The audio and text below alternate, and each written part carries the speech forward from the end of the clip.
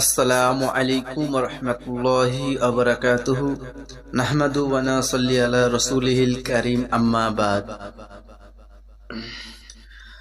আল্লাহ রাব্বুল আলামিন বলেন, কুল্লু নাফসিন যায়িকাতুল মাউত।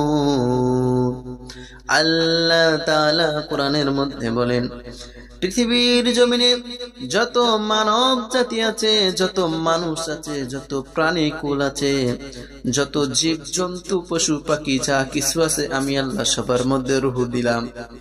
আল্লাহ বলে, আমি সবার মধ্যে রূহ দিলাম, আর একদিন সকলকে মৃত্যুর স্বাদ গ্রহণ করতে হবে, সবাইকে একদিন আমার কাছে আসতে হবে। আল্লাহ রাব্বুল আলামিন বলেন, বান্দা দুনিয়াতে তুমি যাই করেন না কেন, কাল হাসরের ময়দানে আমি সবাইরে দাঁড় করাইব।